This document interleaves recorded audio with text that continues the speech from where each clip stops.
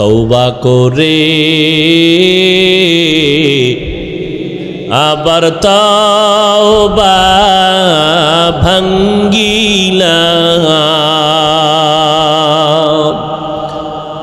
অবশেষে খাঁটি তওবা করিলাম, অবশেষে খাঁটি তওবা করিলাম। সকলেরই দরজা হইতে ফিরিয়া আপনারও দরজায় রইলাম পড়িয়া। আপনি যদি মাফ না করেন বান্দারে, বলে না আপনার বান্দা যাবে কার দ্বারে।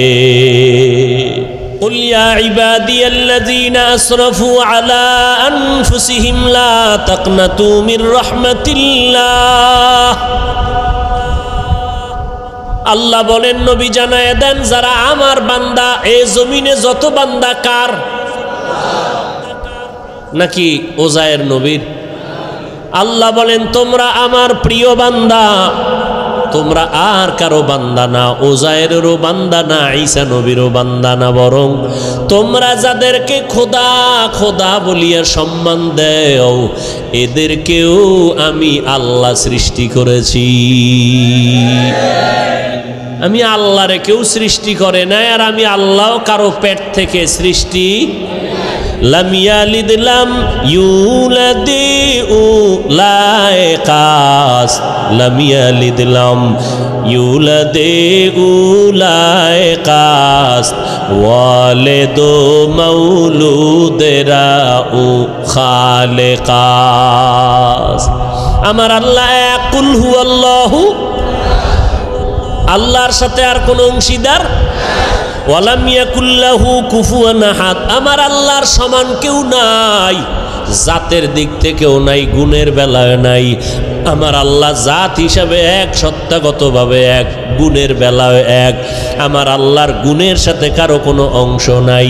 আল্লাহ বলেন, ও নবী জানায়া দেন, তোমরা আমার বান্দা, প্রিয় বান্দা, শুধু বান্দা না, প্রিয় বান্দা। কারণ আমি আল্লাহর মেয়ে নাই, ছেলে নাই, স্ত্রী নাই, পরিবার নাই, আমি এক। আমি বড় আদর করে তোমাদের বানাইলাম। আমি আল্লাহ তোমাদের জন্য শান্তির ব্যবস্থা জমিনের মধ্যে করে দিলাম, সুন্দর খানার আয়োজন করলাম, চলাফেরার জন্য ব্যবস্থা করলাম। রাতের বেলা একটু আরাম করে ঘুমাইবা।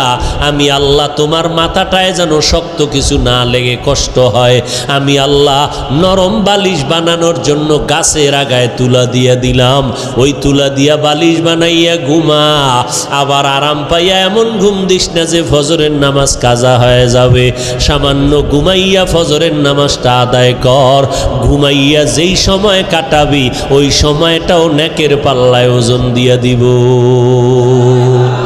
আতিনা ফি দারে দুনিয়া না হাসান, আতিনা ফি দারে উকবা না হাসান, ইয়া গিয়াসাল মুস্তাগীসিন ইহদিনা লফতিখারা বিল উলুমে ওয়াল গিনা। হর গরিদে নেকো তু তৈয়ার হ্যায়, জু না মঙ্গে उससे तू बेजार है।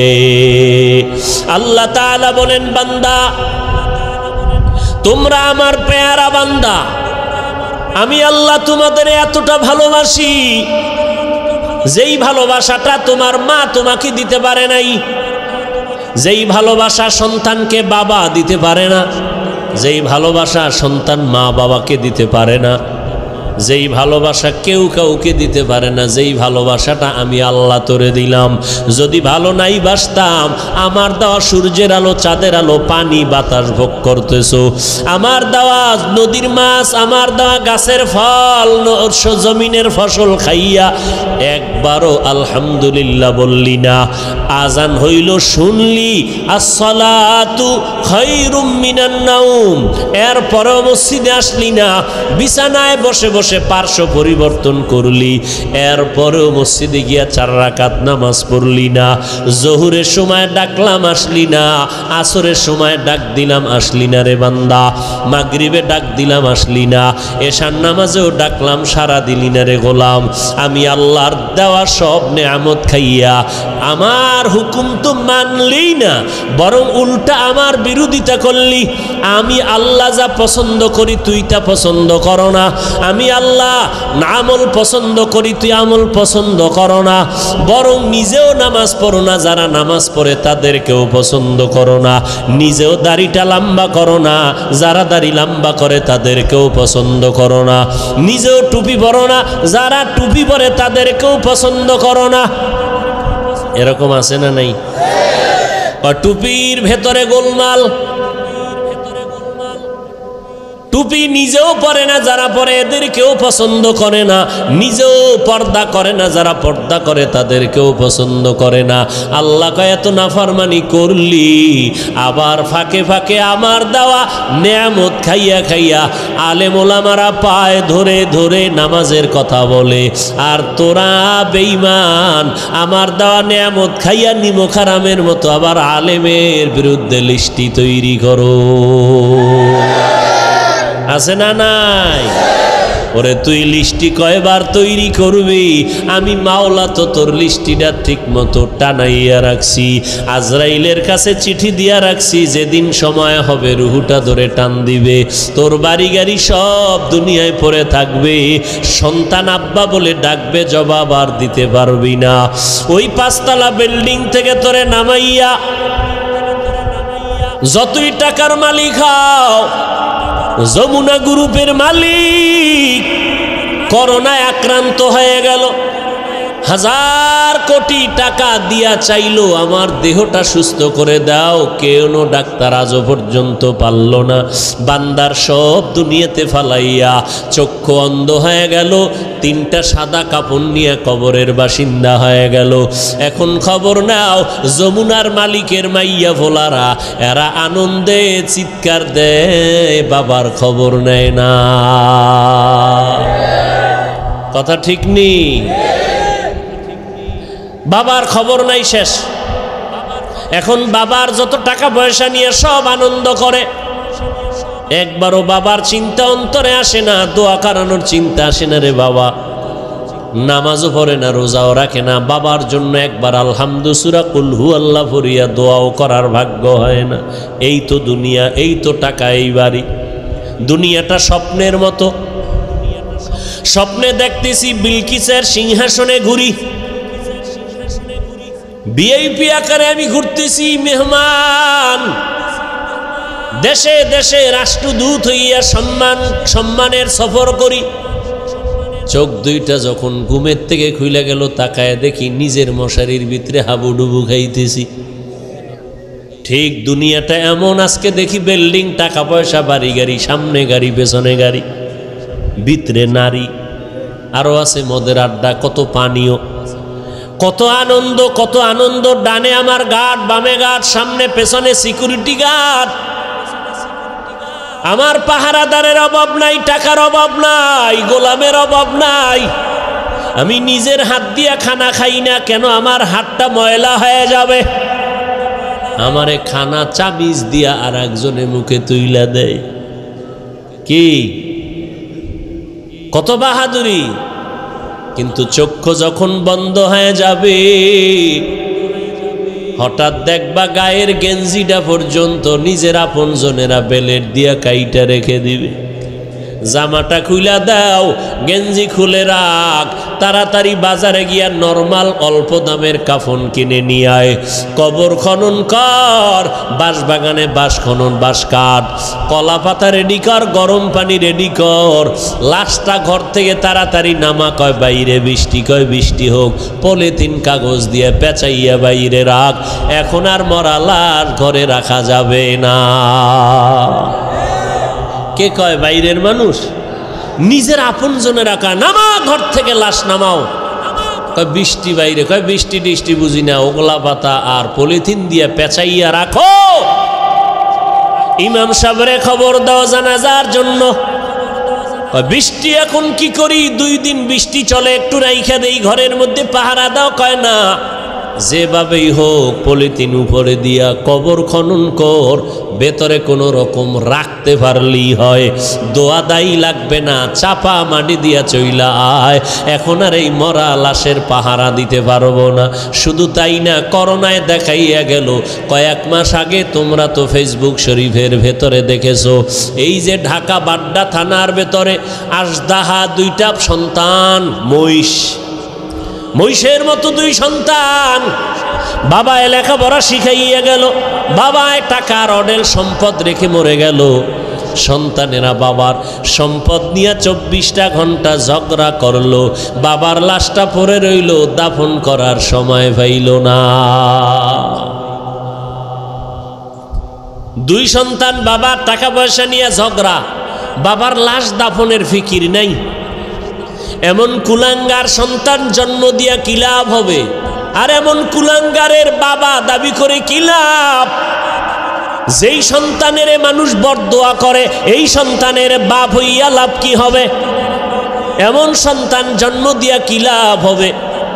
একটা সন্তান যদি এমন হইতো, যেই সন্তানের আদর্শ দেখে আরো 10টা সন্তান ভালো হয়ে গেছে, যেই সন্তানের আখলাক দেখে স্কুলের বহু সন্তান আখলাকলা হয়ে গেল, স্কুলে ঠিকই পড়ে, কলেজে পড়ে, কিন্তু নামাজ ছাড়ে না, কারো সাথে খারাপ ব্যবহার করে না, এমন ছাত্র কলেজ স্কুলে আছে না নাই? যুবক দেখা হইলেই হুজুরের দেখে আগে সালাম দেয়। ওই সেদিন একটা ছেলে গেছে আপনাদের এই এলাকার, বাবা কোটি কোটি টাকার মালিক, কিন্তু আলহামদুলিল্লাহ ছেলেটা 1 ওয়াক্ত নামাজ বাদ দেয় না, কোরআন শরীফ পড়ে, স্কুল কলেজের পড়াও ঠিক রাইখে আবার আরবি লাইনের পড়াটাও পড়ে। এই সন্তান ও আজীবন স্কুল কলেজে পড়লেও তো সেলিউট দিব, ধন্যবাদ দিব, কলিজা খুইলা দোয়া আসবে, বরদোয়া আসবে না। আল্লাহ গো, এই যুবকের তুমি কবুল করে নাও। এমন একটা যুবক আমার সোনার বাংলাদেশে যদি কোনো জেলার এসপি হয়, ওই যুবকের এসপি গিরিটা চলবে, স্বর্ণের অক্ষরে ইতিহাস হয়ে থাকবে।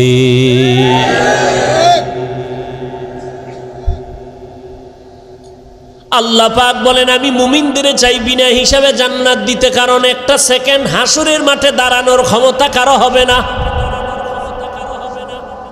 আর যারা গুণমুক্ত হইয়া তওবা নামের দরজা দিয়ে ঢুইকা কবরে যাবি রে বান্দা, কিয়ামতের ময়দানে আল্লাহ ডাকবে না, আয় সূর্যের গরম মাথায় লাগাইস না, সইতে পারবি না। আমি আল্লাহর ডাইন পার্শ্বে নূরের তৈরি আরশে আজিম, ওই আরশে আজিমের ছায়ায় গিয়ে তোরা আশ্রয় নে। একটু পরে মোহাম্মদ যাবে জান্নাতের তালা খুলতে। গুনামুক্ত যদি পিছনে গুনাহ করে ফেলছি, শয়তানের ধোকায়, নফসের ধোকায়। এরে যুবক, মানুষের অন্তরে অনেক শখ থাকে। শখ কি? কয় আমি পার্কে যাবো। আল্লাহ কয় গেছো তো, এবার ফিরে যা। মনের ভেতরে তোর শখ ছিল তুই আড্ডা দিবি, নারীদের নিয়ে দিছো, এবার তওবা কর। মনের ভেতরে তোর শখ ছিল বিড়ি টানবি, গাঞ্জা খাবি, খাইছো, এবার তওবা কর। না হয় মহামারী তোরে এমনভাবে আটকায় দিবে, মাকে মা বলে ডাক দেওয়ার টাইমও ভাবি না। রাতের বেলা মোবাইল চালাইয়া ঘুমাবি, সকালবেলা মা আইসা দেখবে সন্তান জমিনে আর জিন্দা নাই। ও আল্লাহর বান্দারা, আমরা যারা টুপি পরলাম, দাড়ি রাখলাম, নামাজ পড়ি, পর্দা করি, হালাল খাই, কোরআন পড়ি, বলেন এই জমিনের মধ্যে কত বিধর্মীরা ইসলামের দুশ্মনী করে। কোরআন বন্ধ হয়ে যাক, মসজিদে তালা দেয়া হোক, মাদ্রাসা বন্ধ হয়ে যাক, ওয়াজ মাহফিল বন্ধ করে দাও, এমন চক্রান্ত নিয়ে বিধর্মীরা কাজে লিপ্ত হয়ে আছে। কেমনে মাহফিল বন্ধ করা যায়, মুসলমানের আওয়াজ বন্ধ করা যায়, মাদ্রাসা বন্ধ করা যায়, হাফেজ কোরআন বন্ধ করা যায়, মাহফিল বন্ধ করা যায়।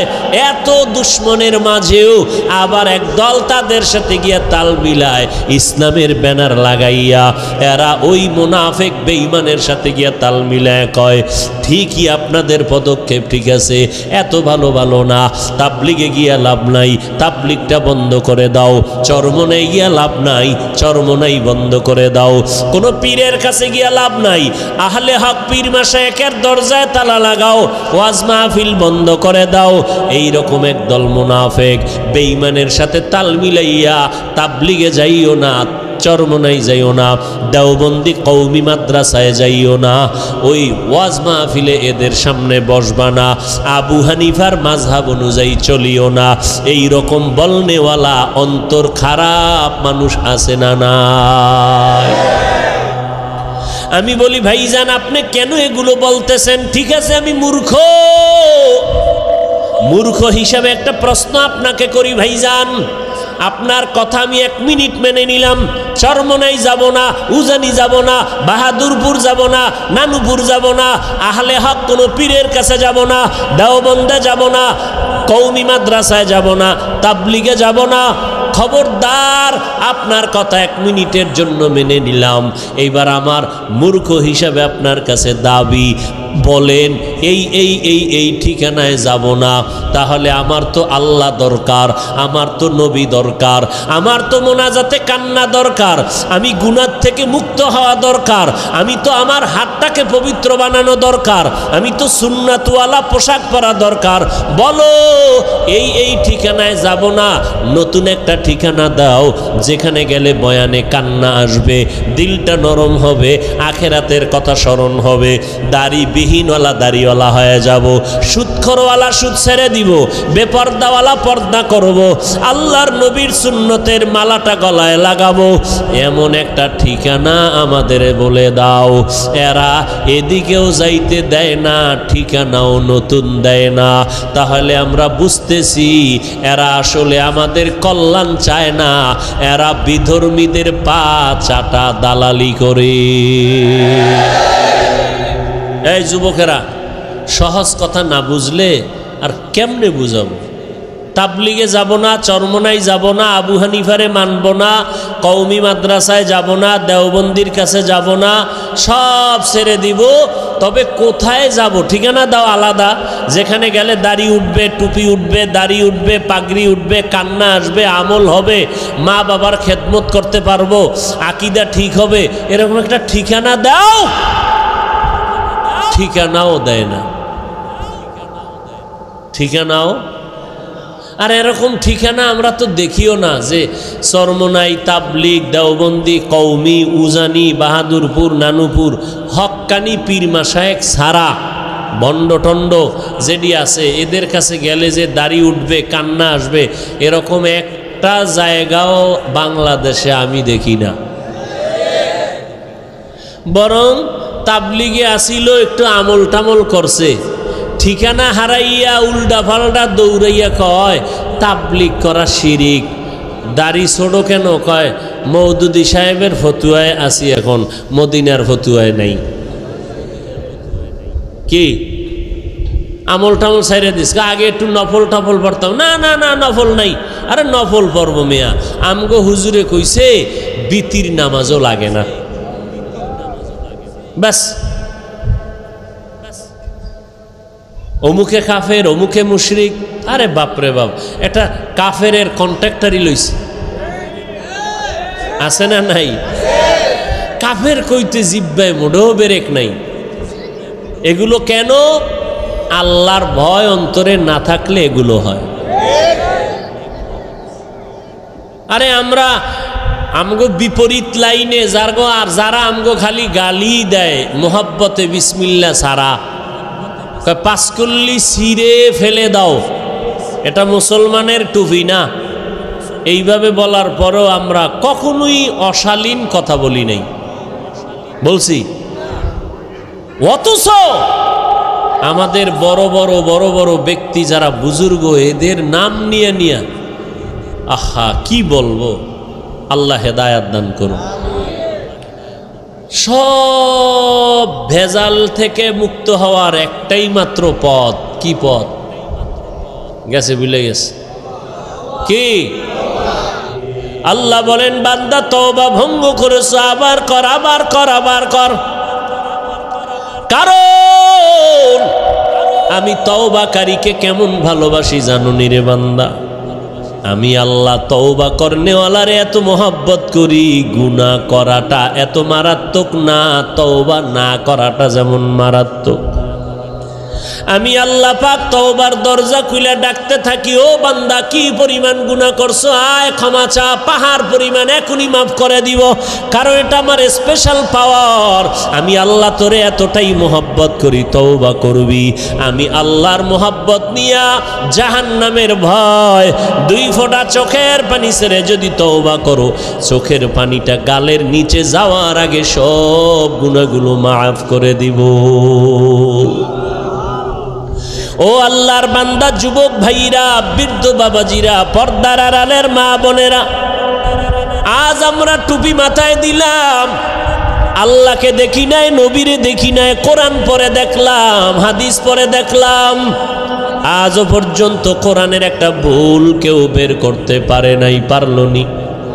বরং বহু বেঈমান কোরআনের ভুল বের করতে গিয়া নিজেরা কালেমা পড়ে মুসলমান হয়ে গেল। ও যুবক আল্লাহর গোলাম, আজকে চোখের সামনে তাকাইয়া যদি দেখো আমরা নবীর তরিকা মতো চলতে গিয়া না খাইয়া কেউ মরে যাই নাই। এত মহামারী করোনা গেল, কতজনার চাকরি নাই, কতজনার ব্যবসা নাই, কিন্তু কোনো কোরআনওয়ালা না খাইয়া মরে না।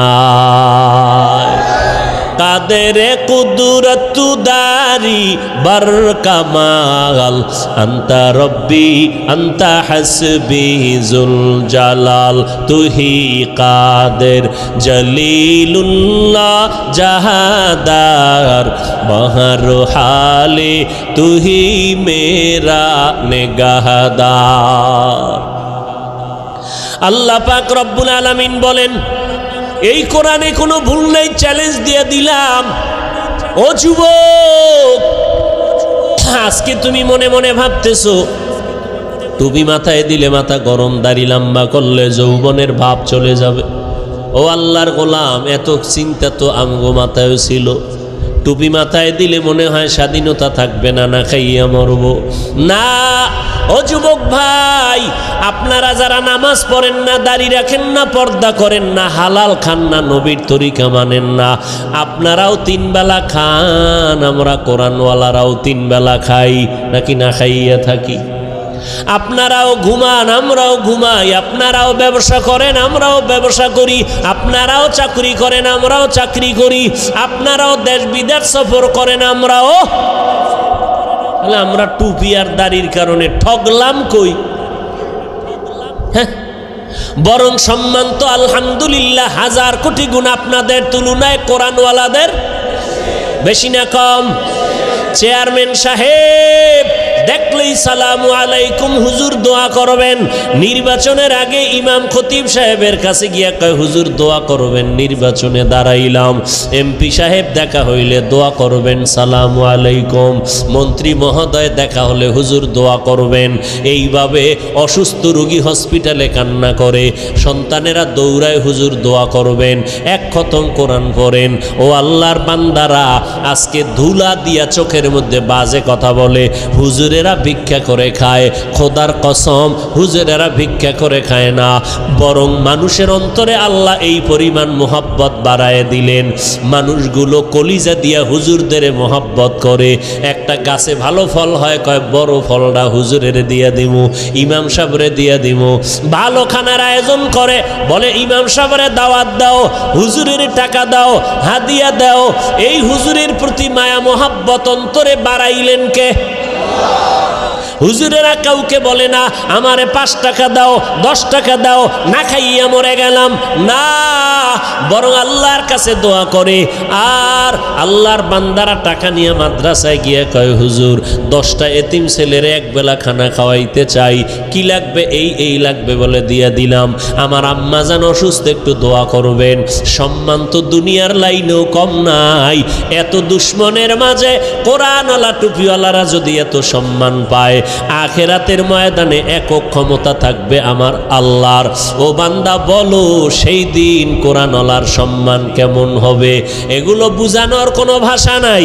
এরে নবীর উম্মত, এ কোরআনওয়ালার দাম কত? জীবনে মাদ্রাসায় পড়ে নাই, তাবলিগের সময় লাগাইছে, এসপি সাহেব, এখন তার মর্যাদা বেড়ে গেল, মন্ত্রী মহোদয়, নামাজ পড়ে, দাড়ি রাখলো, কি ব্যাপার? কয় কোরআনওয়ালাদের সোহবত লাগাইছি, মন্ত্রী মহোদয়ের দাম বেড়ে গেল, মানুষ সম্মান করে, সবাই শ্রদ্ধা ভক্তি করে, মরিয়া গেল সবাই তার জন্য দোয়া করে। এরে নবীর উম্মতের দল, স্কুলের মধ্যে যেই ছাত্রগুলো নামাজ পড়ে, 2-1টা অন্তর খারাপ বলা ব্যতীত সবাই দোয়া করে। যেই সমস্ত ছেলে মেয়েরা আড্ডা দেয়, কি দেয়? আড্ডা দেয়, গান বাজনা করে। যেই ছেলেটা ক্লাসের মধ্যে একটু পর্দা, একটু নামাজ, এদিকে মাইল বেশি, এ মেয়েরাও কয় খবরদার এই ভাইরে ডিস্টার্ব করিস না, ও তো আমগো আড্ডা আইতে চায় না, ওর কায়দায় থাকতে দে। কথা ঠিক নেই? আল্লাহ পাক দেখায় দিলেন, রে গোলাম একটু নজর করে দেখো, তোমরা টুপিদারি রাখবা না কেন? বলো কেন? কি সমস্যাটা কোথায়? ব্যবসা চলে যাবে। কই টুপিদারিওয়ালারাও তো কোটি টাকার মালিক, ব্যবসা করে, তুমি কেন বলবা টুপিদারি রাখলে নবীর তরিকায় চললে পারি না? স্বাধীনতা কই? নবীর তরিকাওয়ালাদের তো স্বাধীনতা নষ্ট নাই, যেখানে সেখানে বেড়াইতে যায়, সফর করতেছে, কোনো দিক থেকে তো পেছনে নাই। তুমি কেন নবীর তরিকা মতো চুলটা রাখবা না, দাড়িটা রাখবা না, পর্দা করবা না? এবার আসো আর একটা লাইনে তাকাও, তোমার আমার মতো যুবক র্যাব, আর্মি, পুলিশ, বিডিআরের চাকরি করে, দাড়িওয়ালা নামাজি আছে না নাই? বিবেকটাকে জিজ্ঞাসা করো, বাবা তুমি কেন পারবা না? তোমার আমার মতো যুবক রাস্তায় গাড়ি চালায়, দাড়িওয়ালা নামাজি ড্রাইভারের অভাব নাই। আজান হয়ে গেল, গাড়িটা ব্রেক কইরা মসজিদে দাঁড়ায় গেল, মুক্তাদ সব ড্রাইভার, হেল্পার, কন্ট্রাক্টর, যাত্রীরা পর্যন্ত নামাজ আদায় করে মসজিদে। হাইওয়ে রোডে ঘুরলে দেখবা, যাইবার সময় দেখবা নামাজের টাইমে গাড়ি রাস্তায় দাঁড়ানো, লাইন দিয়া দাঁড়ায় গেছে, সব যাত্রীরা নামাজে, ড্রাইভার নামাজে চলে গেল। এরে নবীর উম্মতের দল, তোমার আমার মতো যুবক দেখো, ময়দানে কৃষিকাজ করে, দোকানে কর্মচারী, নামাজদারিওয়ালার অভাব নাই, এক বেলার নামাজও বাদ দেয় না। রিক্সা চালায় বান্দা, কোমরে গামছা বান্দিয়া এত কষ্ট করে, এক বেলার নামাজও বাদ দেয় না। না খাইয়া থাকবে, তারপরও কোনোদিন হারাম খাবে না, সুদ খাবে না, লোন উঠাবে না। ও আল্লাহর বান্দা, তারা যদি পারে তোমরা কেন পারবা না? বাহাদুরি বাহাদুরি ভাব, মনে মনে ভাবতেছো হুজুরেরা তো আসলে ফকির, এরা তো গরিব।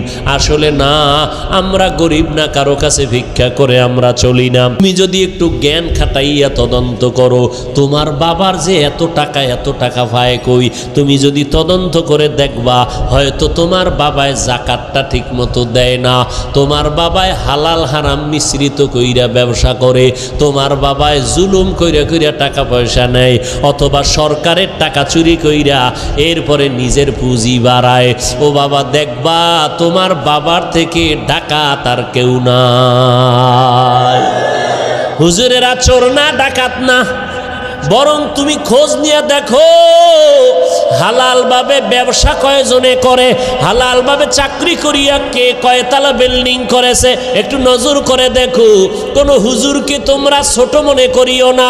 আসলে এগুলো ছোট মনে কইরা কি বুঝায়, তোরা হুজুর হবি না, এইটা বুঝানোর জন্য একটা চাপা দিল। হুজুরদের উপরে দোষ চাপাইয়া চায় আমার যুবক সমাজ যেন হুজুর না হয়। কি হবে? ডাকাত, সন্ত্রাস হবে, সন্ত্রাস, কলম চোর, সরকারের টাকা চোর, আর লেখাপড়ার জীবনে হবে বিদ্যা চোর। কি চোর হবে? যেই বিদ্যা পড়িয়া শিক্ষিত, বড় দামি চেয়ারে বসে, সেই শিক্ষার পাতা চিরা চিরা জুতার ভিতরে ঢুকায় নকল। আছে না নাই? বিদ্যার সাথে এখনই যদি বেয়াদবি হয়, এই সন্তানের দ্বারা আদর্শ সমাজ গঠন হবে না। ও আল্লাহর বান্দারা, যদি বাহাদুরি বাহাদুরি ভাব দিয়া হুজুরদের বিদ্যাঙ্গুলি দেখাইয়া বলো টুপি পরব না, দাড়ি রাখবো না, নামাজ পড়ব না, দেখি কে কি করে। আল্লাহ কয়, নবী জানায়া দেন, ওরে করব কি হুজুরে করবে না, আমি আল্লাহই করব। যদি সীমা বেশি লঙ্ঘন করে আমি দুনিয়াতেই ধরবো, ওর কিডনি নষ্ট করে ফেলবো, ওর হাত পাও নষ্ট করে ফেলবো, আমি আল্লাহরে অসুস্থ বানাইয়া বিছানায় ফালায় রাখবো, এমন রোগ দিব যে এই রোগের চিকিৎসা কোনো কেউ ডাক্তার করতে পারবে না, আমি আল্লাহ। এরপরে স্থায়ী ধরাটা দিব মরার পর। কেমন? ওই কবরে যেদিন সাদা কাপনের প্যাকেট হইয়া যাবি রে বান্দা, কে পীর সাহেব, কে মুরিদ, কে বাবা, কে সন্তান, কে ডাক্তার, কে রোগী, ভেদাভেদ নাই। ওই কবরে যদি বান্দা যাওয়ার পর ডানে বামে উপরে নিচে সামনে পেছনে মাটি আর মাটি, অন্ধকার, পাড়াইয়া পাড়াইয়া মাটি দিল, মাথার মুষ্টি পায়ের মুষ্টি খোলা, দুইজন ফেরেশতা কবরে আসবে তিনটা প্রশ্ন করার জন্য। রবের পরিচয় দাও, ধর্মের পরিচয় দাও, রাহমাতুল লিল আলামিনের পরিচয় দাও। ওরে দুনিয়াতে যারা বিদ্যাঙ্গুলি দেখাইছো আর বাহাদুরি করে বলছো আমরা টুপি পরব না, নামাজ পড়ব না, ওলামায়ে কেরামের কথা মানব না, বরং বিরোধিতা করব, নবীর তরিকায় চলব না, আল্লাহর হুকুম মতে কোরআন পড়ব না, নবীর আদর্শের সুন্নতের জবাই করব। এরা এই অবস্থায় যদি কবরে যাও, ওই তিনটা প্রশ্নের জবাব দিতে কেউ পারবে না। নবী বলেন তাৎক্ষণিকভাবে আমার আল্লাহ রাগান্বিত হইয়া ফেরেশতাকে বলবে, ও কবরের ফেরেশতা, এই নাফরমানের আর সুযোগ দিও না, এখনই কবরে জাহান্নামের বিছানাটা বিছাইয়া দাও, জাহান্নামের সাথে একটা রাস্তা বানাইয়া দাও। কবরে জাহান্নামের আগুন একটা না দুইটা না 70 থেকে 99টা সাপ কবরে সে ভরে যাবে। আমার আল্লাহ রাগান্বিত হইয়া কুদরতের আওয়াজ দিয়া বলবেন, ও কবরের মাটি, এই গুনাহগার নাফরমানের দুই পার্শ্ব থেকে জোরে জোরে চাপ দাও। এত জোরে কবরের মাটি দুই পার্শ্ব থেকে চাপ দিবে। নবী বলেন এক পার্শ্বের পাজরের হাড় আর এক পার্শ্বে পাজরের ভেতরে ঢুকে যাবে। ও আল্লাহর বান্দা, এই রকম আযাব একদিন আর দুদিন না, কিয়ামতের সিংহায় ফুৎকার দেওয়া পর্যন্ত কবরে হতে থাকবে। ওই কবরের আযাব এত ভয়ঙ্কর, এত মারাত্মক। জান্নাতি সাহাবী 10 জনের মধ্যে একজন হযরত ওসমান রাদিয়াল্লাহু তাআলা আনহু কবরের কিনারা দিয়ে গেলেই হাউ মাউ করে চিল্লাইয়া কান্না করতেন। জান্নাতি সাহাবী ওসমান কবরের কিনারা দিয়ে গেলে কান্দেন কেন? ওসমান বলে, মরণের পর কবর হলো প্রথম ঘাঁটি, যদি আমি ধরা খাইয়া যাই আমার উপায় নাই, ওই ভয়ে আমি চোখের পানি ধরে রাখতে পারি না, কবরের আযাবের ভয়। আল্লাহর নবী বলেন কবরের আযাব এতটা ভয়ঙ্কর, সমস্ত মাখলুকতেরা দেখতে পায়, শুনতে পায়, আর মানুষ আর জিনেরা শুনবে না, দেখবে না। এই জন্য দেখা যায় কত গুনাহগারের কবরের পাশে গরুর গোয়াল ঘর, লাশটা দাফন করে সবাই চলে গেল, সকালবেলা ওইটা দেখে গরু একটাও গোয়াল ঘরে নাই। একটা গরু পেঁচাইয়া জায়গায় মরে গেল, আবার কিছু গরু রশি সিরিয়া পালাইয়া গেল। আবার অনেক সময় দেখবেন কবরস্থানের দিকে তাকাইয়া কুকুর ঘেউ ঘেউ করে চিল্লায়, কারণ ওরা কবরের আযাব দেখতে পায়, শুনতে পায়।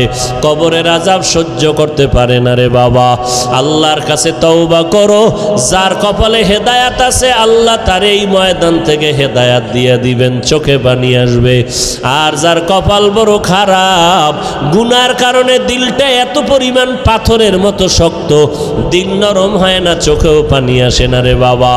মা বাবার বেয়াদবি, ওলামায়ে কেরামের বরদোয়া লেগেছে কপালে, এখনো সময় আছে রে বাবা, মাওলার কাছে তওবা করে নাও। মরণ তো একবার হবে। হায়াতের মালিক আল্লাহ, ইজ্জতের মালিক আল্লাহ, রিজিকের মালিক আমার আল্লাহ। অতএব আমি ডাক্তারি পড়ি, ইঞ্জিনিয়ারিং পড়ি, চাকরি করি, ব্যবসা করি, আমার আল্লাহকে আমি ভুলবো না, নবীর তরিকার বাহিরে চলবো না, গুনাহ নিয়ে কবরে যাব না, পেছনের গুনাহ থেকে তওবা করে ফেলবো। জীবনে যতদিন বেঁচে থাকবো, মরিয়া গেল আর গুনার কাছেও যাব না। মোবাইল নিয়ে গুনার প্র্যাকটিস করব না। তওবা করার সবার ভাগ্য হবে না। আল্লাহ যার অন্তর দিয়া কবুল করবে তওবার জন্য, তার কপাল খুলে যাবে। তবে তওবার জন্য আল্লাহর কাছে তৌফিক চাইতে হবে। ও আল্লাহর বান্দারা, আল্লাহর মোহাব্বত যাদের অন্তরে আছে, একবার অন্তর দিয়ে আমার আল্লাহকে মনে মনে ডেকে বলো, হে মালিক, আমার মতো গুনাহগার এই ময়দানে আর একজনও নাই। আমাকে মানুষ কত মাওলানা হুজুর বলিয়া সম্বোধন করে সম্মানের চেয়ারে বসাইল। কত মানুষ আইসা দোয়া চায়, পানি পরা নেয়, হুজুর আমার মা অসুস্থ, একটু পানিতে দম করে দেন, আমার মা যেন সুস্থ হইয়া যায়। ওরে কত মানুষ সম্মান আর ভক্তি শ্রদ্ধা করিয়া দোয়া নিল, অথচ আমি আমার আমল নামার দিকে তাকাইয়া দেখলাম আমার মতো গুনাহগার এই ময়দানে আর কেউ নাই। গুনার কারণে আমার হাত না পাক, আমার চোখ না পাক, আমার জিহ্বা না পাক, আমার অন্তর না পাক। ও আল্লাহর বান্দা, তওবার নিয়ত করো, আল্লাহর কাছে বলো, হে আল্লাহ, এই ময়দান থেকে তওবা ওয়ালা নসিব করিয়া ফিরাইয়া দেন। আর জীবনে নামাজ ছাড়বো না, বেপরদায় চলবো না, মা বাবারে কষ্ট দিব না, ওলামায়ে কেরামের বিরুদ্ধে যাব না, দেশ ও জাতির বিরুদ্ধে কোনো ষড়যন্ত্র করব না। যাদের অন্তরে কোনো নেফাকি নাই, দুর্বলতা নাই, অন্তর পাক্কা নিয়ত তওবা করার মতো, তাদেরকে অনুরোধ করে বলবো, আল্লাহর মোহাব্বতে খাঁটি তওবার নিয়তে দুটো হাত আল্লাহকে দেখাইয়া দেই।